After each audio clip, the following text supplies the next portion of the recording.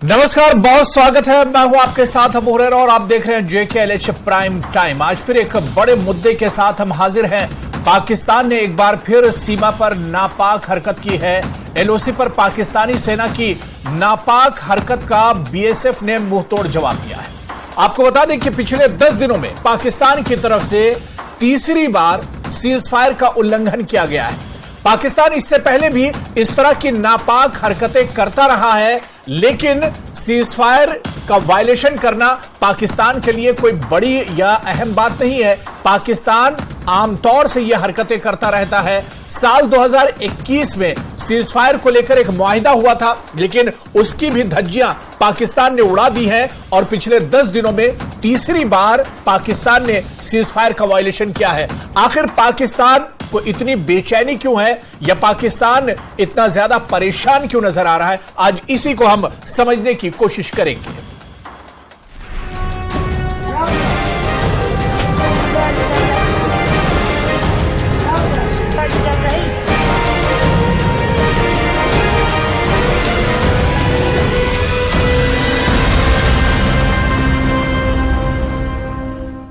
तो LOC पर पाकिस्तानी सेना की नापाक हरकतों का भारतीय सेना की ओर से करारा जवाब दिए जाने से पाकिस्तान बौखलाहट का शिकार है। पाकिस्तान ने एक बार फिर सीज फायर उल्लंघन किया है। पाकिस्तान ने जम्मू कश्मीर से सटी अंतर्राष्ट्रीय सीमा पर एक बार फिर से नापाक हरकत की है। 26 अक्टूबर को देर शाम पाकिस्तानी रेंजर्स ने BSF को निशाना बनाते हुए हैवी फायरिंग शुरू कर दी। सेना ने भी इसका मुंहतोड़ जवाब दिया। अब सवाल यह उठता है कि बौखलाया पाकिस्तान सीमा पर नापाक हरकतें लगातार कर रहा है। पाकिस्तान की नापाक गोलीबारी का BSF ने भी मुंहतोड़ जवाब दिया है और यही मसला है कि पाकिस्तान अपनी नापाक हरकतों से बाज नहीं आ रहा है और इसका अब इलाज एक तरह से करना होगा, क्योंकि पिछले 10 दिनों में 3 बार पाकिस्तान ने सीज फायर को तोड़ा है। सीज फायर का उल्लंघन एक तरह से पाकिस्तान ने किया है और इसका जवाब भी भारतीय सेना की तरफ से, BSF की तरफ से लगातार दिया गया है।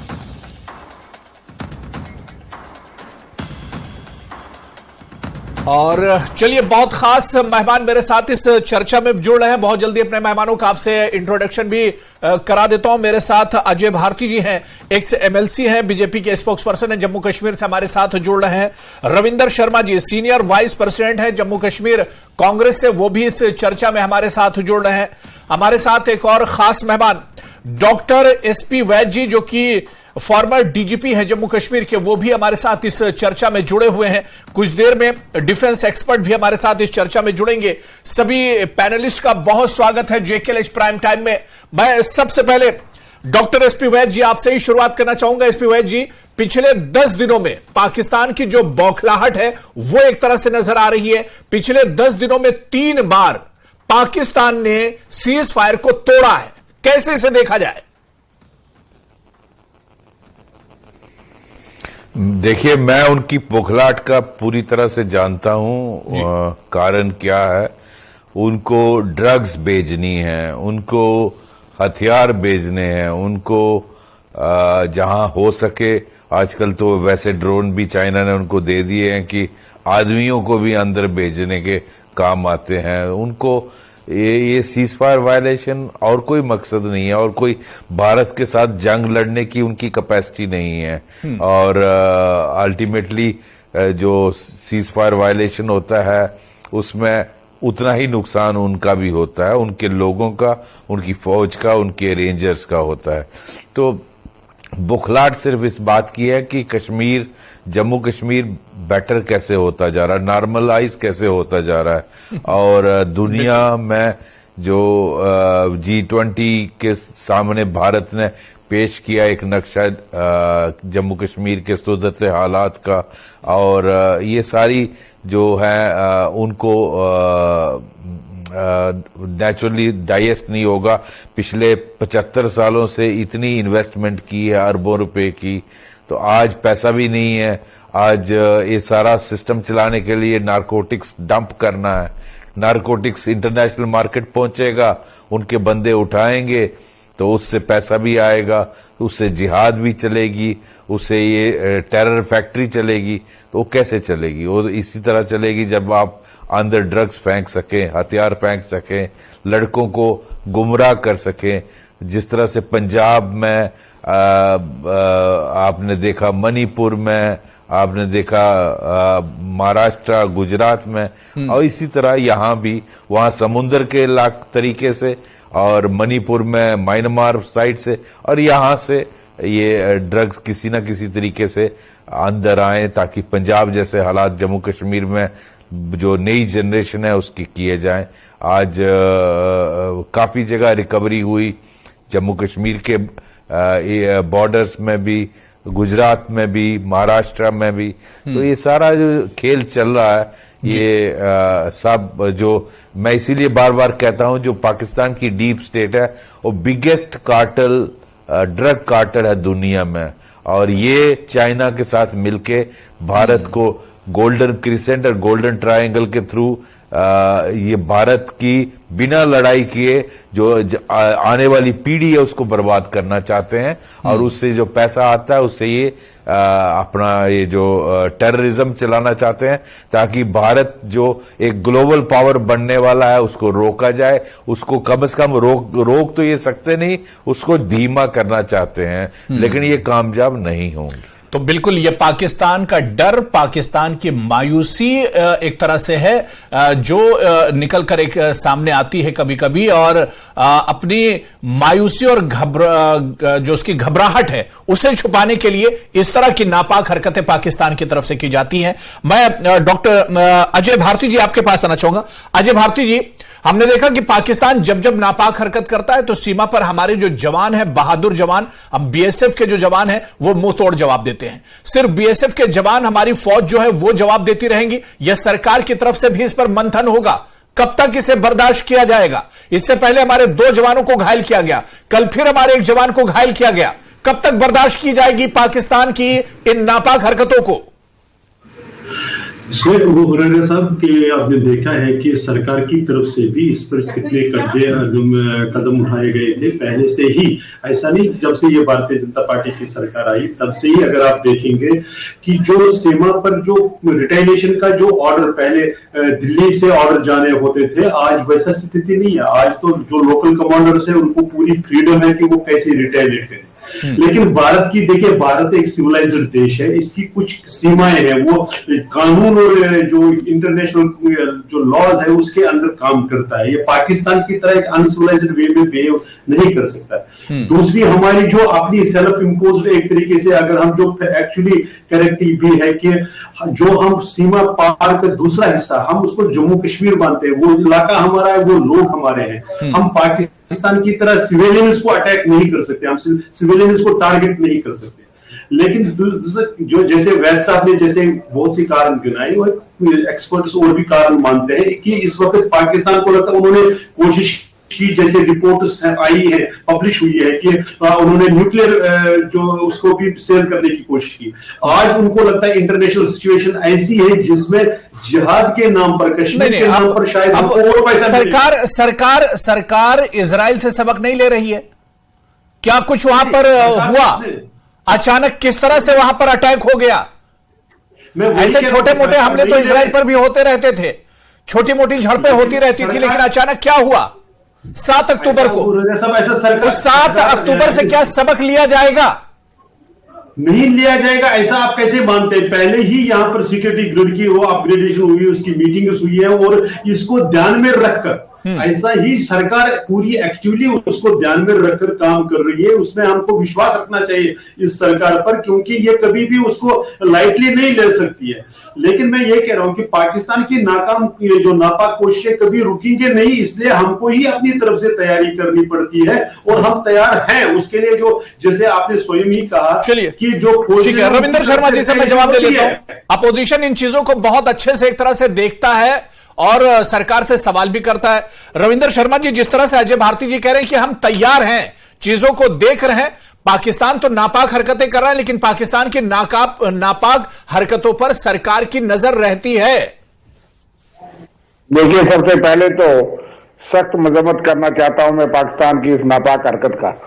और ये तीसरी बार है हाल ही के दिनों में जी। इस तरह उल्लंघन हुआ, हमारे जवान जख्मी हुए, हमारे लोग तबाह हुए। वो पूरा आरएसपुरा स्टेट गार्ड और अन्य सेक्टर में काफी तबाही हुई है। रिहायशी इलाकों में भी लोगों को बहुत परेशान लोग परेशान थे। मैं रविंदर जी कल की तस्वीरें आपको बताऊं, छोटे छोटे बच्चों के चेहरे पर एक तरह से डर दिख रहा था। लोग परेशान थे, लोग घर बार छोड़ने को परेशान हो गए थे कल। बिल्कुल, कुछ लोग लोकल लेवल पे माइग्रेट भी हुए रात भर के लिए, क्योंकि एकदम से जब गोलाबारी हुई इसकी हम सख्त मजम्मत करते हैं। लेकिन बात यह है कि 2021 के बाद थोड़ा सा रोकथाम हुआ था, लेकिन मैं तनकीद ना करते हुए ये कहना चाहता हूं कि जब विपक्ष में थी भाजपा तो बहुत तनकीद करती थी, और डॉक्टर मनमोहन सिंह की सरकार के ये कमजोर सरकार है इसलिए पाकिस्तान इतना शेर है। आप तो रटाटाया जवाब देते हैं जी लोकल कमांडर्स के पास पावर है, आज डीजीपी के पास पावर है। यहाँ डीजीपी साहब बैठे हैं, मैं नहीं कह सकता कि ये कहीं कहेंगे कि भाई मुझे पास पावर नहीं थी to deal with terrorism, to deal with Pakistan infiltration, to deal with cease fire violation.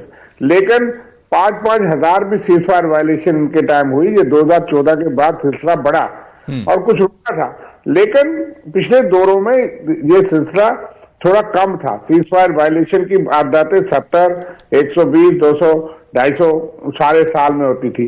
अब तो सिलसिला दोबारा शुरू हो गया और पूरा, मैं भी एक बॉर्डर इलाके का रहने वाला हूँ, पूरा बॉर्डर का एरिया जो है LOC है और ये तो इंटरनेशनल बॉर्डर है।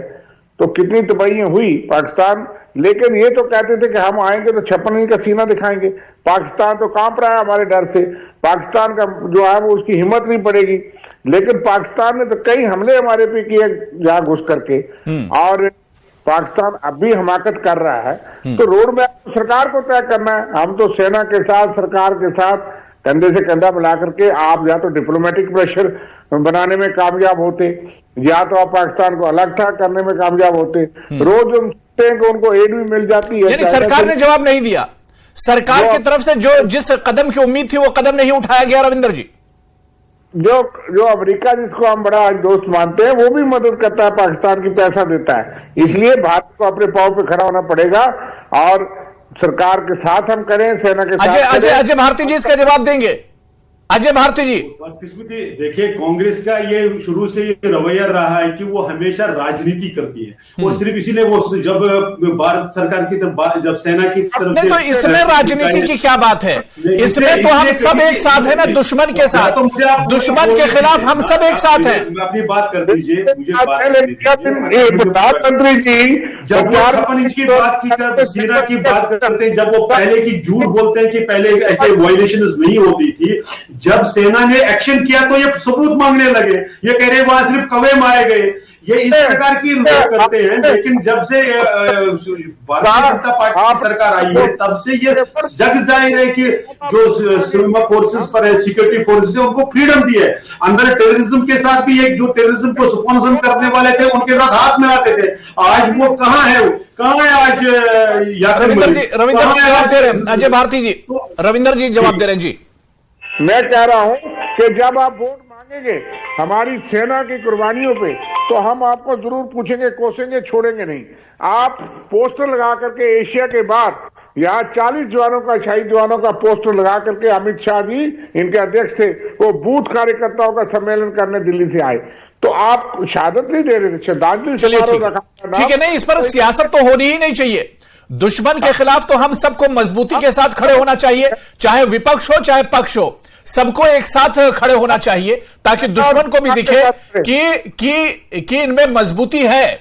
मेरे साथ एक और खास मेहमान ब्रिगेडियर धीमान जी भी जुड़ चुके हैं, जो कि डिफेंस एक्सपर्ट है। उनसे भी मैं पाकिस्तान की इस बौखलाहट और घबराहट को समझ लेता हूं। ब्रिगेडियर धीमान जी, आपका भी बहुत स्वागत है JKLH प्राइम टाइम में। ब्रिगेडियर धीमान जी, सर, पाकिस्तान की इस बौखलाहट को किस तरह देखा जाए? पिछले 10 दिनों में 3 बार सीज फायर का वायलेशन किया है।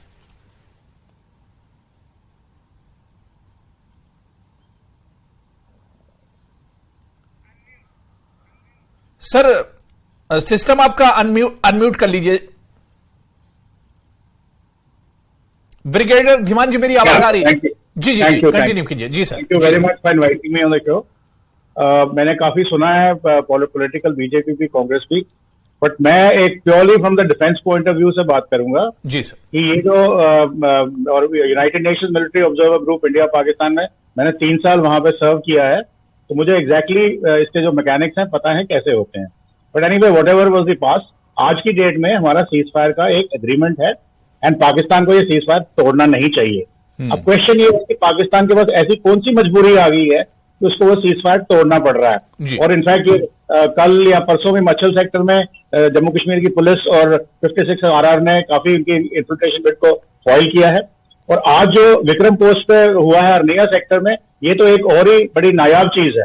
तो इसमें मैं आपको 2-3 चीजें बताना चाहूंगा। इन्फिल्ट्रेशन की एक तो मजबूरी ये है क्योंकि जो लोकल इंसर्जेंसी जम्मू कश्मीर के अंदर चल रही थी इनकी, वो इस वक्त खटाई में आ गई।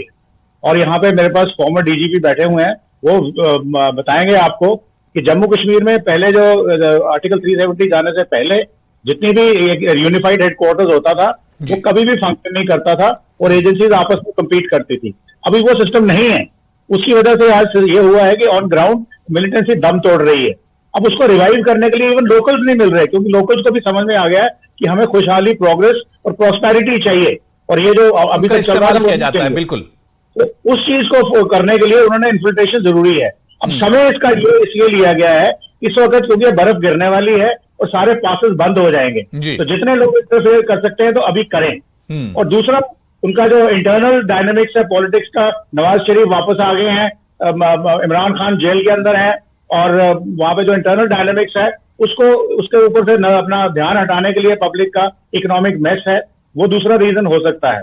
परंतु जो ये विक्रम पोस्ट पे हुआ है, ये अभी हमने तो बोल दिया कि पाकिस्तान ने हमारी पोस्ट पे अटैक किया और हमने उनको जी तोड़ जवाब दिया, और ये जवाब जो है ये बालाकोट और उड़ी स्ट्राइक की कैटेगरी में है, उससे बराबर नहीं है और उसी कैटेगरी में है।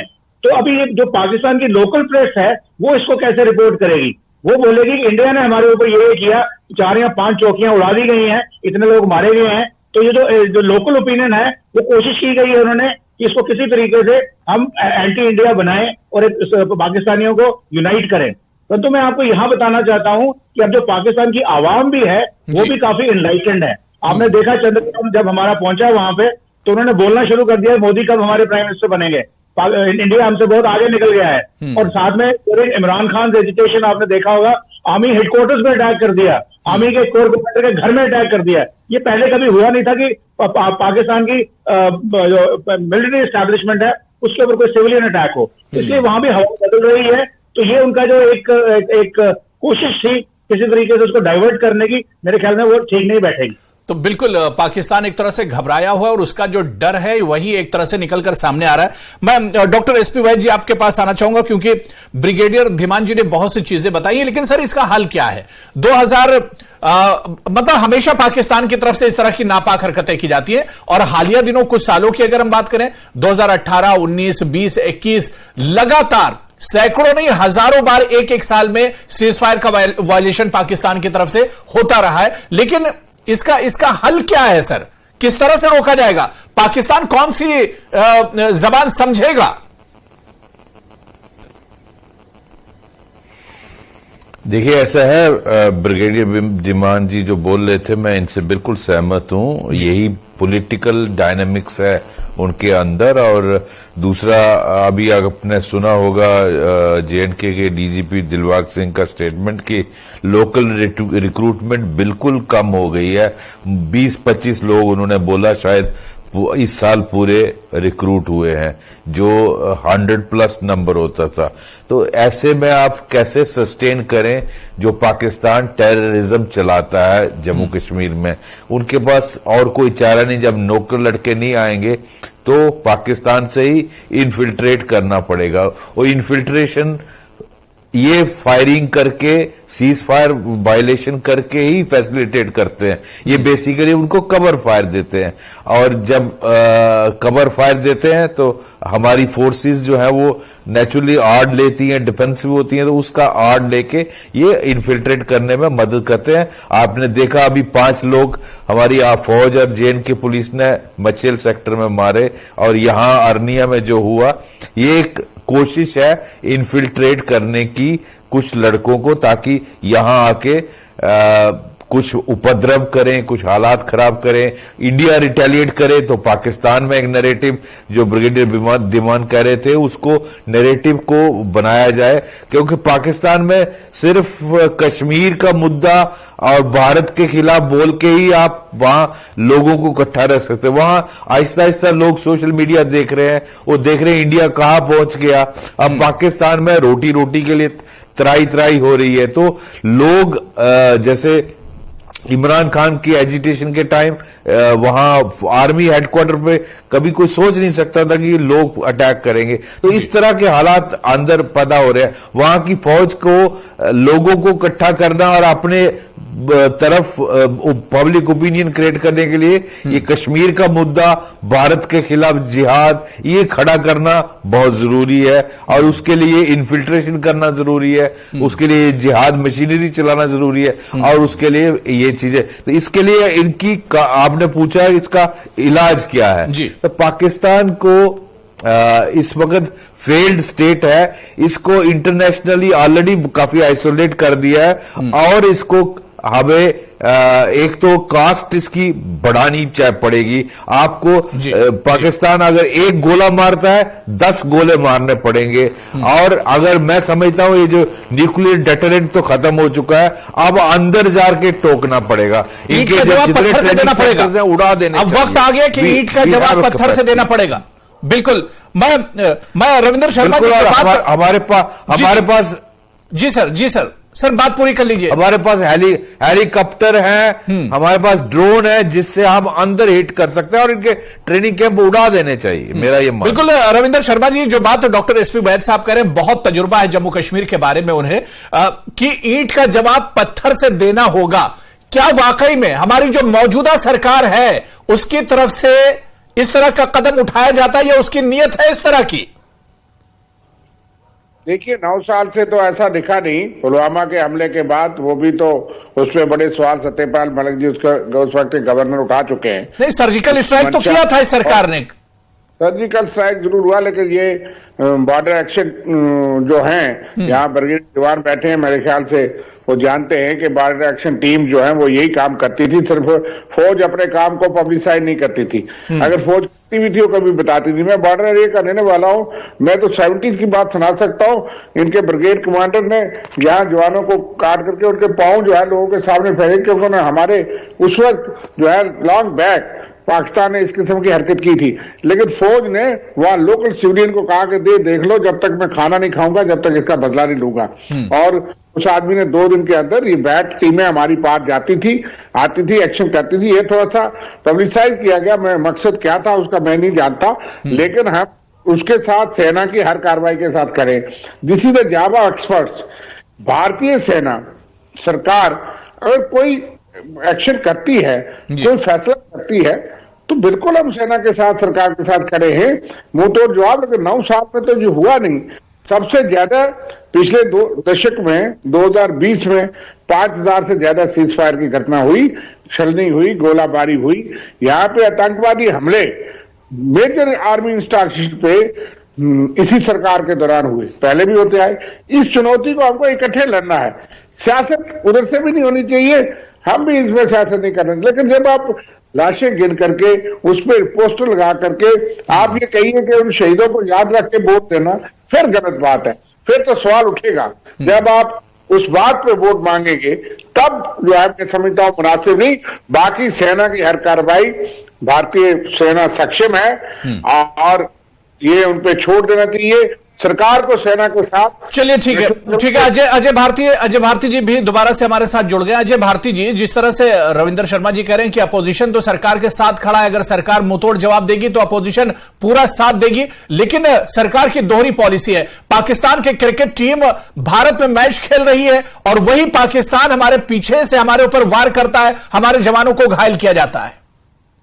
यही बदकिस्मती है कि इस देश में कांग्रेस पार्टी जैसी अपोजिशन पार्टियां हैं जो चीजों को इस ढंग से मिलाने की कोशिश कर रही है। क्या पाकिस्तान बायलैटरल मैच खेल रहा है क्या? ये मिसलीड करने की, क्योंकि ये राजनीति कर रहे हैं।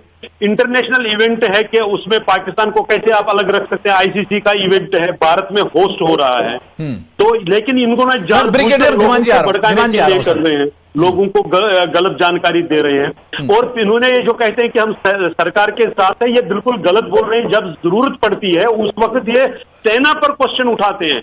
इनके लोगों ने सेना के अध्यक्ष को, रविंदर जी आप जवाब दे सकते हैं जी।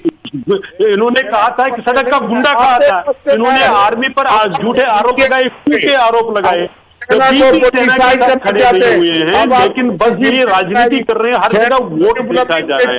लेकिन हम ये कह रहे हैं कि भारतीय जनता पार्टी के नेतृत्व में आज की केंद्र सरकार या हमारी सिक्योरिटी फोर्सेस नहीं, देखिए अजय भारती जी और रविंदर शर्मा जी, अजय भारती जी और रविंदर शर्मा जी, मैं दोनों से मेरी एक अपील है कि जब दुश्मन सामने हो तब तो सियासत मत कीजिए।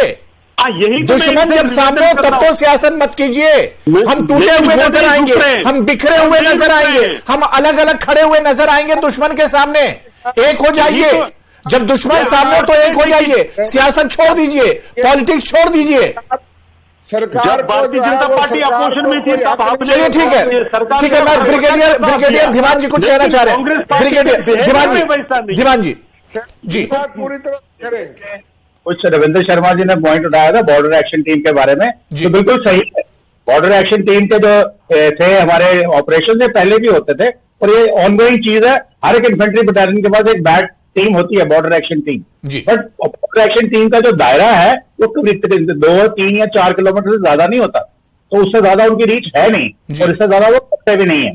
और जहां तक गवर्नमेंट के इंटरफेरेंस का सवाल है, तो आई कैन एश्योर यू अभी तक ये होता आया था। कारगिल में भी हमारी एयरफोर्स को लाइन ऑफ कंट्रोल क्रॉस करने की इजाजत नहीं थी, फिर भी उन्होंने बिना लाइन ऑफ कंट्रोल करे हुए जैगुआर से बम मारे थे और उनको एविक्ट किया था वहां से। और आज ये उसके बाद अपने बालाकोट हुआ है, फिर उसका उड़ी हुआ है। तो सर क्या इसी तरह से सीजफायर होते रहेंगे? इसी तरह से पाकिस्तान फायरिंग करता रहेगा, इसी तरह से ये मरहला चलता रहेगा, हमारे जवान घायल होते रहेंगे? सर हल क्या है फिर इसका? एक मिनट मैं ये बताना चाहता हूं कि जो अभी ये विक्रम पोस्ट पे बीएसएफ ने जवाब दिया है, जिसमें 4 या 5 पाकिस्तानी रेंजर्स की पोस्ट नष्ट हो गई हैं, एंड पता नहीं कितने लोग कैजुअलिटीज भी होंगे, वो क्या हमें पता नहीं है।